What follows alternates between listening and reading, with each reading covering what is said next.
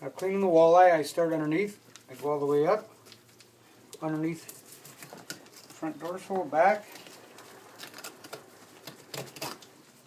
Now to take the rib cage out, I just follow it down and in. Okay, so you pull the skin back.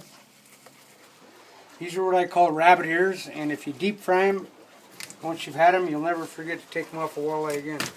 Come in like from here, around.